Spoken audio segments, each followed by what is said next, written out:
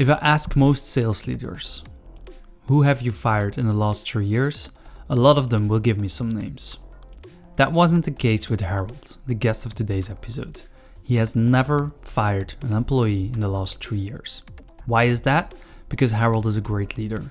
Not only is he good at hiring, he also looks at himself if something starts to fail or if things fall apart.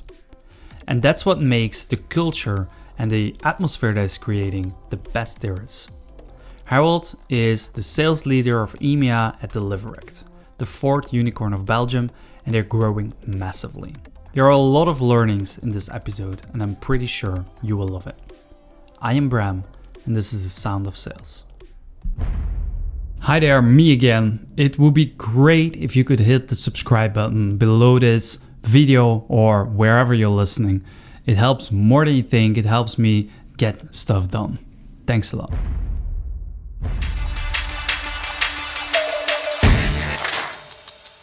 If you hustle, at some point it's gonna pay back. As a manager, I've never fired someone in 3 years. If you don't have fun at work, what is the goal to come here?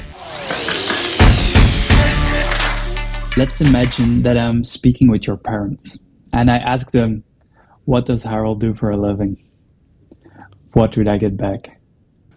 They probably say that I'm super packed and I have no time to rest.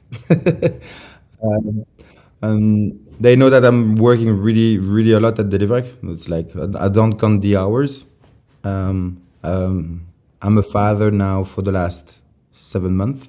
So new thing that is adding to my equilibrium, right? And then we want to make sure that we are 100% dedicated to family and friends, which lead us to probably having 3 to 4 hours for myself per week, which is so they would say probably super busy person, to be honest. That must be heavy, I can imagine. It is, but it's motivating me, right? So if I've got nothing to do, no challenge at anything, I don't see a reason to wake up in the morning, right? So it's because we know that there is a consistent challenge every day, that we want to make sure that we embrace ourselves to do the next mile on the different levels. It's tough on the equilibrium sometimes, yes, but it's important to step back when you feel that you are losing some attention in work, family, friends. Important to restructure, like, what did I do wrong? How can I make sure that I can be 100% of my time on the business we want? Yeah. So you started at Deliverect at about 50 people? I think I was number 50, yeah. Yeah, number 50. There's now over 400, I believe. Yes. So you've seen the whole journey. I would often think that sales has a big part of the growth. So would you say you're mainly one of the reasons why you're at this size right now? I think like we at the company, we all contribute to the success of Deliverect, right? It relies on sales cannot work if we don't have a great customer experience. We cannot work if we have a great marketing team providing leads, awareness, etc. So I would say it's a team company thing. We all work towards the same goals, and we put the right energy at the right moment. That's how we could do it, right? So I would say it's really combined. Sales is definitely impact the numbers and impacting the growth, but there are so many people behind that that we need to take into account. Exactly. Yeah, and it's in a short time, 1 year and a half. That's insane. Yeah, it was, and it is. It's not the end, right? We're just at the start, in fact. So I like that. I like the thinking behind that. It's insane. But if you take us back, like you're now, you helped Deliverect grow at a massive rate. But who are you as a person? Like, take us back. How did you get where you are today? I think, like, obviously it's the past made me the person of today, right? So And I think like if I look backward, I should look at even when I finished school. Um, I finished school. I studied law because I wanted to do international relation and diplomacy. I wanted to make sure that the people are peaceful in a conflict, etc. So I wanted to study that in a private university where the tuition fees were pretty high.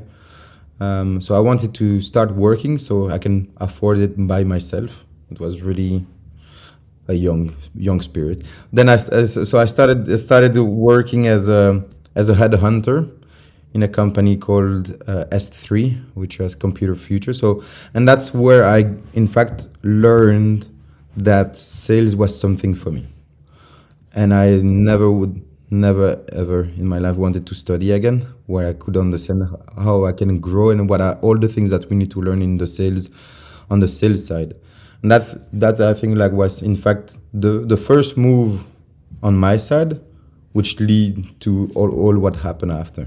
Right? It's about 12 years ago now. So when we say 12 years, it looks like really old, but I'm still young. So I hear a lot that that headhunting career or starting in headhunting is really you learn all the basics there very quickly. Did you have that feeling as well? Exactly. For me, it's a great sales school. You know, you need to.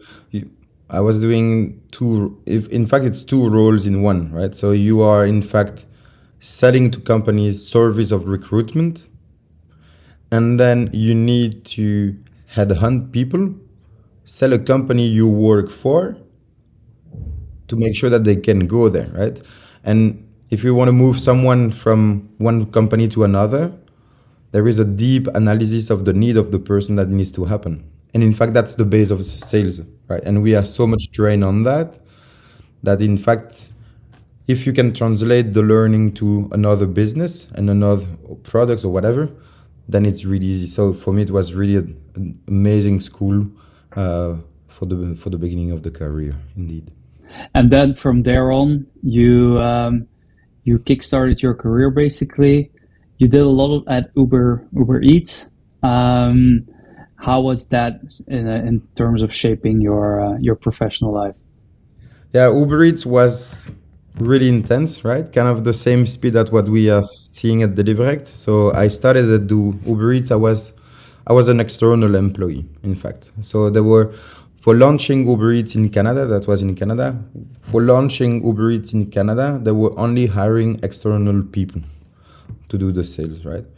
And they were saying like, okay, let's launch Montreal City. You have 6 weeks. We need to have 120 restaurants.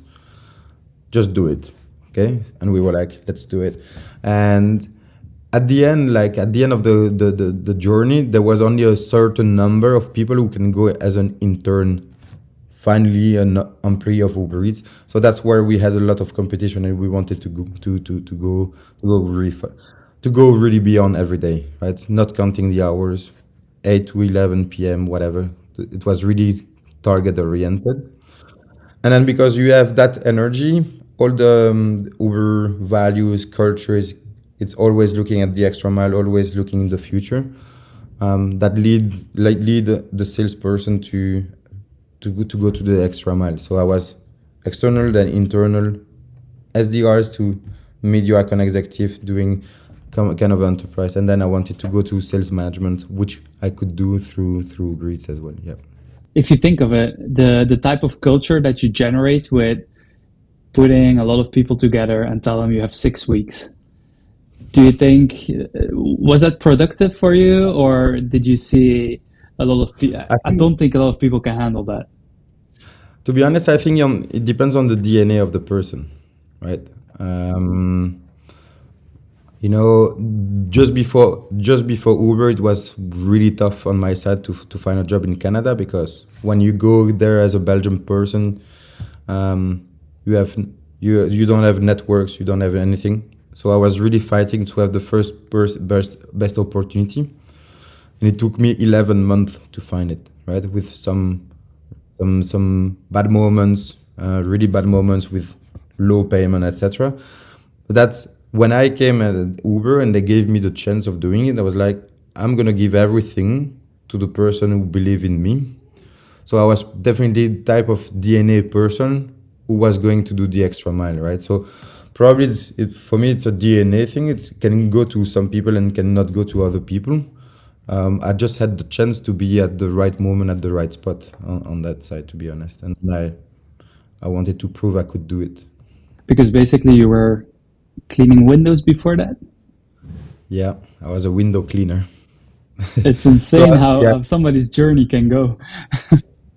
crazy, yeah. Because I started in Canada. I started as an account executive in the recruitment industry because it was my background when I left Belgium. But after a couple of days, I was like, I don't want to do this. This is not what I want. I came in Canada for. And then I decided to resign and to find the right opportunity. And but at the end, you still need to pay your bills, right? My wife was doing a PhD, etc. So I was like, let's do something else. I was cleaning windows of condos until I got the opportunity of Uber Eats. Yeah. There are things, if I think like you fell into sales without all the knowledge. You basically ramped yourself up, then you came into Uber Eats. That's where your career kicked off, if I can say that. Yep. If you look back to all that, are there things that you wish you knew sooner about the journey or the things that currently shaped you? If I look at the position I am now, I'm to be honest, I'm super honest, but I'm super proud of where I am now. And I think like it's a different circumstances that made myself today with the willingness of always being opportunistic, right?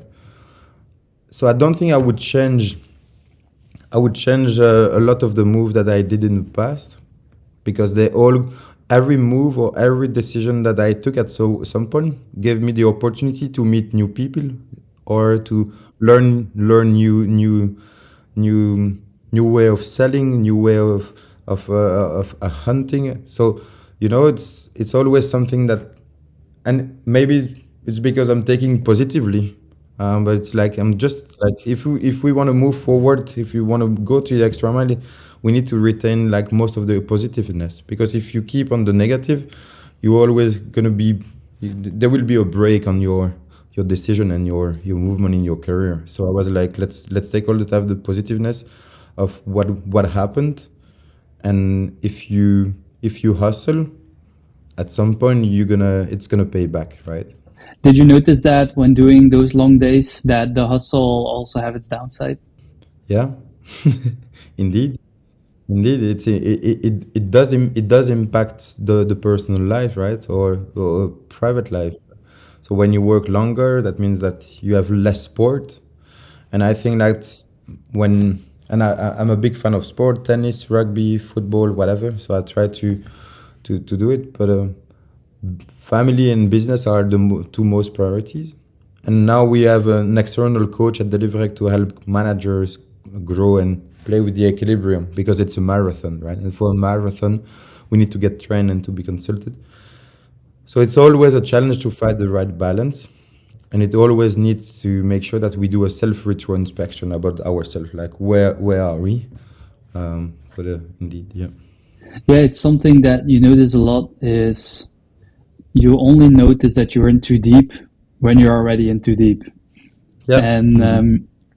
you're now managing about 30 people, I believe. Well, yeah, about Yeah. indeed. So how do you make sure that you as a manager right now, how do you prevent your team from not going too deep? Do you look for these types of hunters that look like you, basically, that do whatever it takes? Or are you always a little bit cautious, like, I also know that it has a downside? Yeah, I think like the to make a success, we need to have different people within the team. So when I started my first experience as a manager, I was looking to of people like me because I was like it's easier to manage, and based on my understanding, it was a success. So I just need to have this kind of people. But what I discovered is that in fact you can have other thinkers, other brains, which all together can create also an equilibrium at work. Because if you work with only people hustling, it might give you the feeling that you need to hustle to make sure it's a success. But it's important to have people who can, in fact, produce better, right? Work smarter, right? Do you need to really work long hours? Or do, in fact, you need to make sure that you have the right plan, the right structure, the right organization to make sure that what you can do in 10 hours, you do it in 7. So it's with the brain of different people that I think like we can prevent people of going too deep. Yeah. Do you check in with these people regularly, like to see what their state is like, or do you feel that already because you've experienced it yourself? Do you have those signs that you can pick up on? Yeah, I'm not running the one-on-ones anymore. So it's the team leads and the managers, but you can feel it at. To be honest, in sales, when you're doing calling a lot of time, at the end of the day, you can see the people physically, right? When they like, it's been like a week, which is really bad. I think that's the moment to give some recognition. So like, hey, it can happen. Just go a bit earlier at home, spend some time, chill, right? So we can see, but there might be some surprises. And when there is a surprise, obviously it's on my responsibility because I didn't check in the right way, right? So it happened here once, and it's on me, right? I didn't check in enough, and that's it. It's insane how in a short period of time you're in a massive growing company. Your role must change every quarter almost as a manager. How do you keep like challenging yourself almost to constantly evolve and like from 5 people to 30 people maybe in a year time? That must be super inspiring but also heavy. It's heavy, and it's you need to love to be a firefighter, right? Because as soon as you launch new things, when you grow super fast, obviously you want to make sure that the process are settled, everything is good and it works smoothly. But sometimes when you are in startup phase, super fast, you need to just go as fast as you can, and you can mismatch then the process, and then you need to come back. So how do I do it? It's pure passion, right? I believe in the product. I do believe in what we resolve for the restaurants, and I think like we need to make insufflate that to the team and make sure that they communicate the right thing to the customers as well. So it's the passion at work that give me the energy every day, and the success of the people, right? We have people who started like 2 months after me, seeing them now promoted. It's like, wow, we're doing something, and in fact, based on what we do, there is an impact. It's not just the sales numbers of how many restaurants we've sold. It's like we are trying to build growth for the people, and that gives me also the energy of keep working hard to go to the extra mile. You're trying to create that vision with the product and a team with all minds set in the same direction. What does it mean for you to have, or what are your key pillars, so to say, of that culture that you're trying to create? What do you think are the most important levers in there? I think like the one of the key pillar, and it's one of the toughest, is transparency and communication, right? I think like that's one of, because it's gonna bring trust. When you have trust, you have people working harder, right? So giving the communication transparency is not that easy, because when you are growing so much from 50 to 400, there are things that are happening that no one might know. But it's definitely something that we want to make sure that we give the transparency and communication among the teams so they know where we go. And the other pillar is to have fun. We spend 70% of our time at work.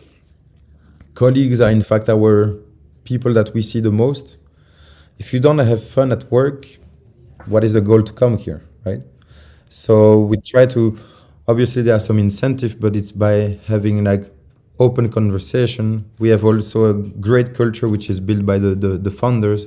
Really good place to work as an office as well. So all these things are putting the people in the right atmosphere to support. So for me, it's the clear communication and the transparency link with the fun, and obviously the drive and the motivation that should be led by the managers within the sales floor. When somebody new starts with you, how do you bring that culture to them? Is there something that you do? Because you can always say like, we do great communication, or we're going to communicate everything with you.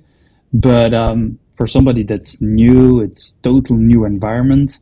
How do you make sure they're ramped up on that they feel comfortable? Do you notice that it takes a long time, or are they really quick in settling in? I think it's pretty quick because it's the vibe at Deliverect is kind of the same among the different teams.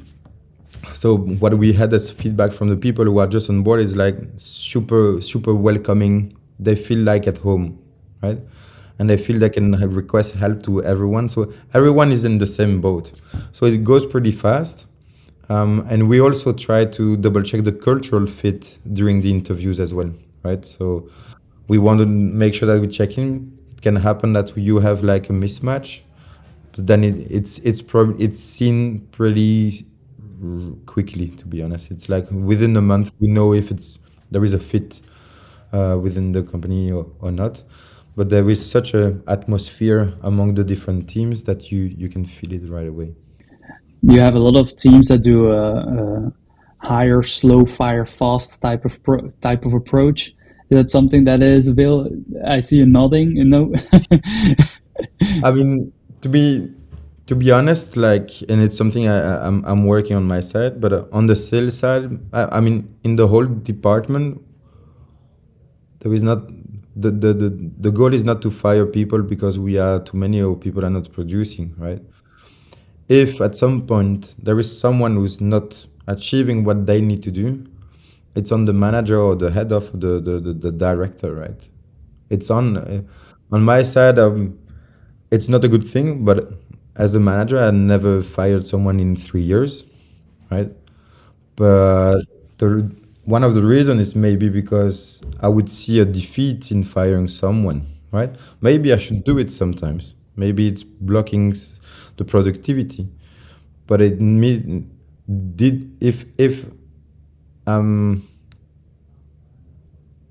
at the end of the day I feel like I didn't do everything I could to help the person to succeed, right? Then there is also a problem. We obviously need to have the person to go the extra mile, do everything, communicate with us, be open with us, etc. But it's on me, right? If someone is like, it's like if you look at sport, you can have a team of football scoring a lot of goals, being champion of the championship, and then the following year it's another head coach, and for some reason it's not working the same way, right? So it's about making the same thing for me, and that's how you see different leaders. Ghent is champion. Before N van Azenbroek, it was not going to be the case, but he's a great leader. He could do it, right? So for me, it's with the same players. So there is the same kind of attitude for me that I want to keep working on, to make sure that you lead by example, to make sure that people are working in the same vision, same direction, and that goes with the pillars that we just discussed before, right? I like the vision. It's the first time that a manager said to me, "It's on me if the performance isn't great." You meet a lot of managers that would do the fire fast approach. If it's not working out, we just take someone else. I see why you are at the position that you are at this, and that you can enable the growth of Deliverect. I can also see that not everyone can do this. It must be a tough one for you. You're a rugby player. You can handle some hits, right? Yeah. But I made a personality test, and the test said that I am an integrator and individualist, in the sense of my success or my happiness will come from the happiness and the success of the others, right? So it's all linked. If I don't see the people performing, I take it personally, and I'm like, what did I do wrong? And questioning obviously the person, but there is, in the way of how I asked the question to them, was it the right way as well? Was it the right one-on-one?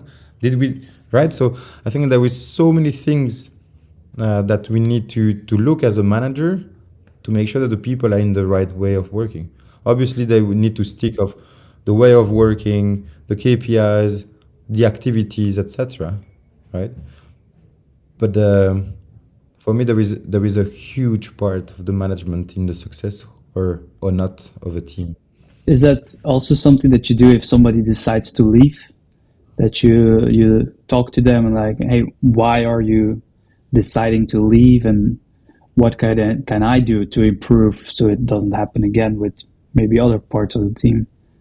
Exactly. If people are leaving, I would obviously I would like to understand the reason why, right?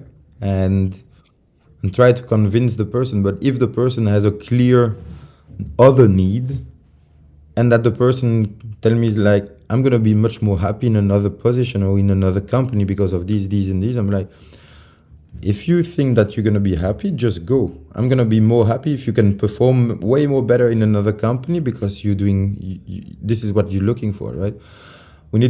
I think like we need to put ourselves in and understand if the people leave, there is a reason. Reason is linked to a need they don't have here. So it's a question to ourselves to say like, how I can make sure that I'm preventing this for the next time. But if the person is like, let's go, I would release. Obviously, I would try to convince, but I would release knowing and tell the person like, I'm gonna happy for you, and even if you need a recommendation, I'll support you. I have the feeling, I can be wrong, but I have the feeling that you also have a different vision on the commission system. Do you use standard commission system, or do you also have like a way of using it as a motivation instead of a burden above someone's head? I would say it's kind of both, right? Okay.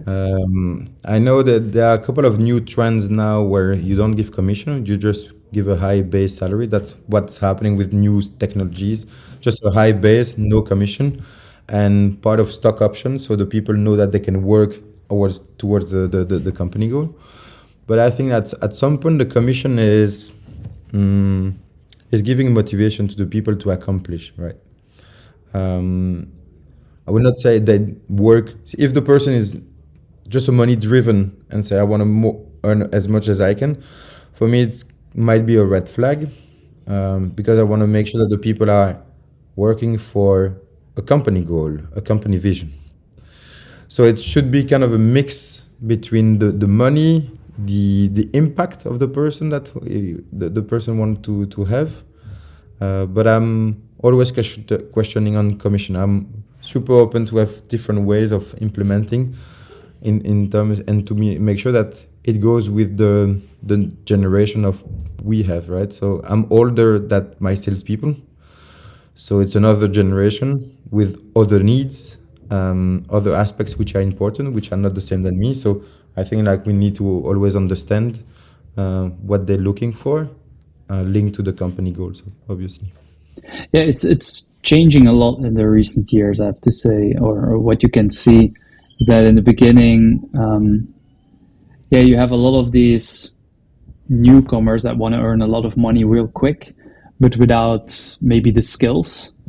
And then you create a commission system for that type of culture. But then now you have a lot of people that really want to make an impact.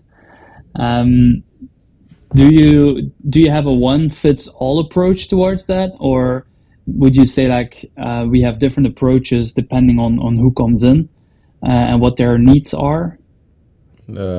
It's a good question, and to be honest, I'm gonna think about it later, because it's challenging me.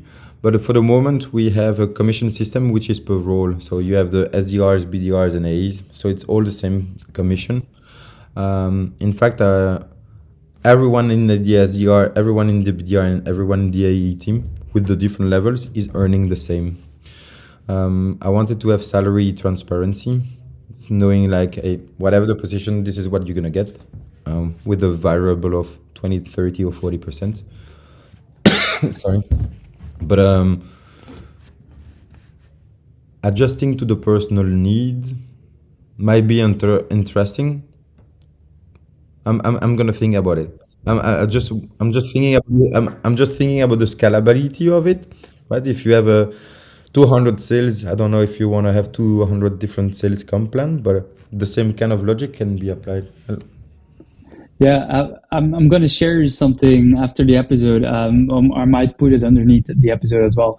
But there is the company in the US. It's called Buffer. They do a social media planning company, and they have shared their salary transparency on their website.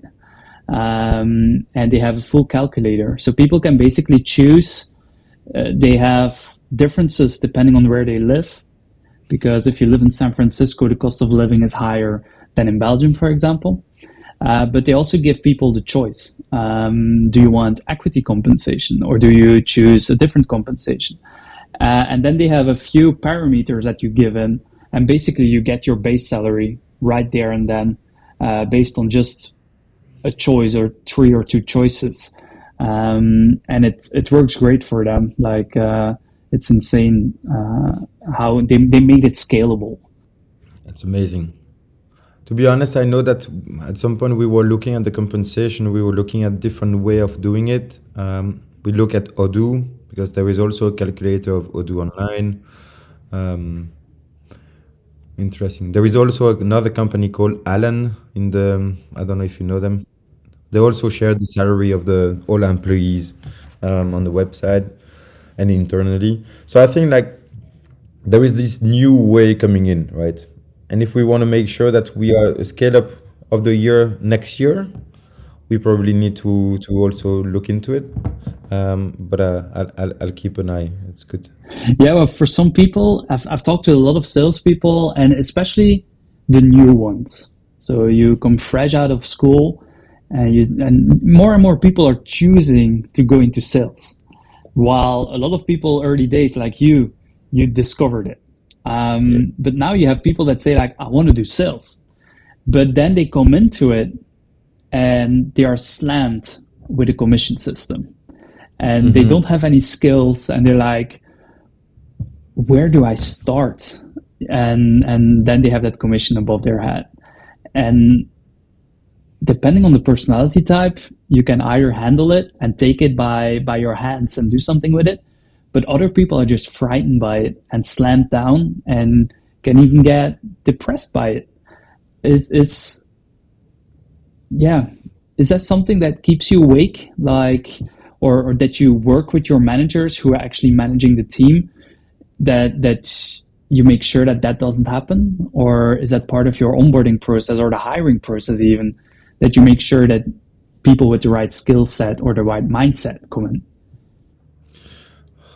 To be honest, we double check obviously before the people are hired on what they're really looking for. And when we offer the job, we explain how it's working. And we also try to make sure that the targets are attainable, right? It's not like a commission plan, which is we want people to earn so much by hustling like idiot at the end, right? People need to make sure that they can, out of what they are working, they still get something. And obviously the pressure should come much more from the company goals than by reaching the individual commission target, right? And that's where manager needs to make sure that we can dance between the two, right? So it's like by knowing what the team wants to achieve and by achieving what the company needs to do, right? It's like dancing between the two.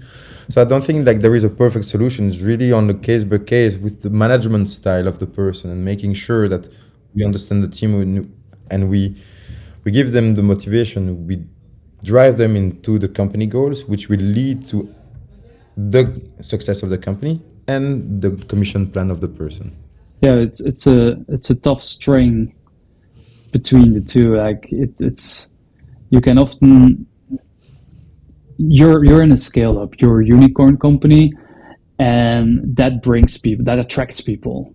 People want to say I worked at Deliverect, and they're a unicorn, and it's cool on your resume.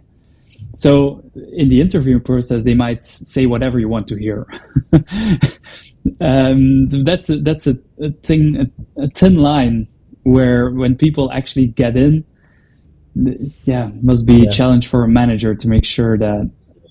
It's true, but we are asking a couple of questions where we want to understand like how the people had like super tough situation and how did they encounter them, and what is the reason why you want to work to deliver. If it's to work for a unicorn because you look like an amazing company, etc. I mean, yeah, but why you, right? So it's like really try to deep dive about what the person really want to achieve. And when we have people saying impact, then these keywords are like, okay, what is an impact for you? Tell us, and then we try to deep dive again into it. And also the process with the role play, right? That's how you can see how the people can be resilient, because in sales you need to be resilient. So the resiliency of the role play that we do is super key to unlock the next step during the interview process. Did that change in the last year and a half, how you hire people with the size that it comes? Obviously, we were not attracting that many people before, but the same type. There is just new stakeholders during the interview process, but it's the same with new personality.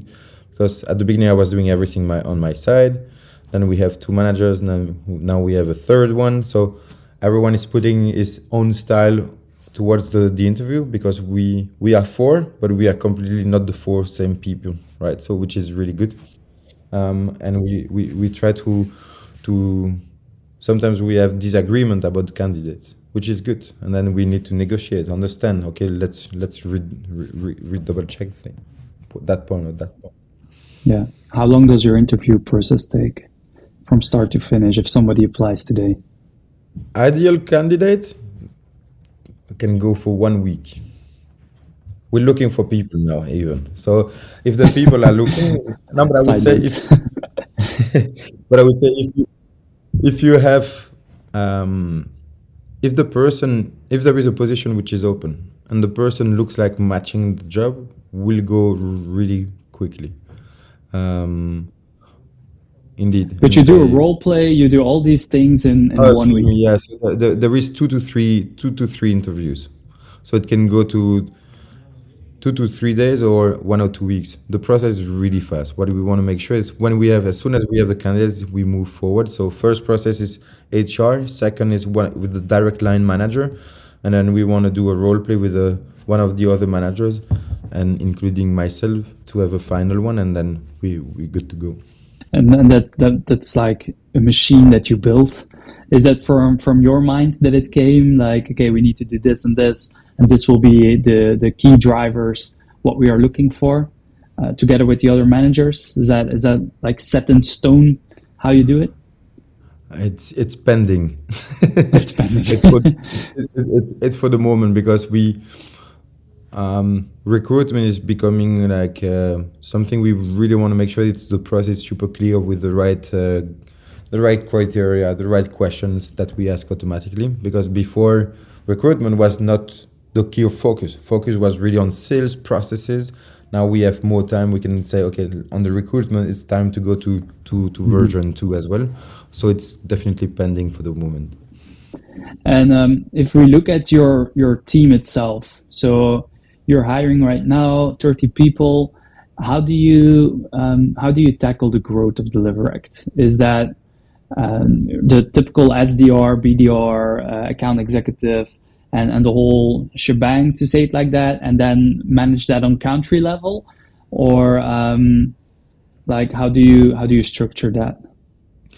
So from the start, our goal was to centralize everything. So our goal is that our sales hub is in Ghent. So basically, when we started, we were seeing inbound. So for total year, we were doing only inbound. So we have the SDRs booking demos for the account executives, right? And then after a year, we want to we want to accelerate our growth. So we need to have prospection. So we added the outbound structure, which is from the BDR. But here, SDRs and BDRs are at the same level. So you don't go from BDR to SDR. It's the same level. It's just two different type of personalities. You have really the hunting, or the people who can better take inbounds, which is another type of people. And yeah, so we have everyone is in Ghent, and with the outbound for the moment, what we wanted to centralize it also in Ghent. What we see for the moment is like we might need to localize in some point. So that's the reason why we have in fact local people in Spain, because the culture is different, right? So the people in UK, they might easier answer the phone, when in Spain it's not the case. So I mean, we need to adapt, and it's to be honest, it's a learning phase that we are experiencing for the moment. And like, what is the best approach? We see good sign of growing, but we always need to adapt with the market, the people. Every market is different based on the integration, the competition we have. So we want to make sure that it's something which is really scalable, but there would be a lot of adaptation and changing the progress in the teams. And that all comes down to you. Yeah, so you have Spain with the local salespeople. We have central hub in Ghent, and then we have one person delocalized in Dubai, one person delocalized in Norway, taking care of Nordics, and they all go to me. So I'm managing the SMB for EMEA. It's about 30 people. Wow. I think it must be awesome to have that position come in at number 50, seeing it grow and bring it back to you. Like, you have all the ropes in your hand, like, we're going to do this and that. Yeah. But I started as what was the job description? I think it was sales manager. So when I came in, I had one SDR, one account executive, right? And then now we have that SDR is the team lead of the SDRs, and that team lead is the team lead of the AEs, right? So it's super cool to see the people growing, but then we really need to be multitask. It's about making sure that the process are good, the collateral departments are working in the good way, managing the team leads who had no experience in management. So it means that we need to take time to make sure that we can develop them as managers, to make sure that your communication style and your vision is insufflated to their teams as well. So in fact, it's a lot, but that's why we wake up every day. Yeah, I was just about to ask, like, where do you get all the motivation in your work? But I can see that question is answered. Success is just succeed with the team, making sure that there is one sentence is, we want to deliver a burger to the moon, right? That's the goal of Deliverect, but let's try to do it. We have great support, great product, great founders, great managers, right? Everything is settled for success. We just need to act, right? And then we'll celebrate as soon as we find our accomplishment, and then we'll be okay. Then it would be okay. I like that part of the sentence. Then everything is okay. Awesome. We're already almost at the end of our recording. Time flies. But as a last question, if I could give you a billboard at the side of the road, what would you put on it? What is your life quote that you would put on a billboard? I think it's one of the Olympic Games. It's higher, longer, faster, right? It's that's what drove me from. That was my first presentation as a headhunter for my first promotion, and that's the thing. It's like we can always go faster, longer. It always look back about how we can do it. So these three words are super important for my daily life. Yeah, and I see it, how what your vision is, like from cleaning windows to Uber Eats, growing there, and then I see you cringe a little bit if I say window cleaning. Yeah, but it was a tough time, right? And if when I was cleaning the window of the condo on the 16th floor in the beginning of winter, I would think that I would be in a position at Deliverect like this. You Yeah, couldn't go much higher than the 16th floor. No, it was already the top. But yeah, it's good, and but what is important, and that's what we're working for, is like, what's next, right? Next is for sure making sure that delivery is booming, but what is the next? And when I see how things quickly evolve, I really don't know. I'm just going to make sure that we do everything at Deliverect we can to make sure that we do it. And what's your personal dream on that? If you can I say don't whatever you want. know. First is, I don't have the feeling of accomplishment at Deliverect, right? So, but maybe in the future is accompany a CEO, working closely with a CEO to launch a new product. Being a consultant on my side, I don't know. To be honest, I didn't think about it because I didn't have the time to think about it. And I think like I'm still young. I'm only 32. With the position I have, I'm in a position where I need to learn really a lot. Also on the management side, right? Still on pure development. So it's really important for me that uh, I master what I do here before I'm looking to the next step. And mastering when you have a bigger position takes more time than when I was a cleaner of window, right? Yeah, but like if you look at your journey where you are today versus where you came from, it's insane how things can go. And I think a lot of people will know that you are one of the driving forces after the growth of this company as well. We're doing everything we can. I like the motivation. I like the vision of it, and I think it will inspire people that are listening to really take life by the balls, right? And take the opportunities the opportunities that come along as well. Of course. That's the bottom line, I believe. If some people want to reach out right away on LinkedIn while listening to the podcast, most of the time I'm pretty responsive, unless I've got some personal issue, right, Bram? But I would say normally I'm super responsive. I try to. It's one of my goals as well. There is no. It's not good to be waiting someone to answer you. So yeah. All right. You're a great person. I'm gonna say it. A very inspiring story, and I thank you for sharing your 2 cents on hiring and on motivating the team and to where you are today. Thank you very Yeah. much. Thank you so much, Bram. Have a good day.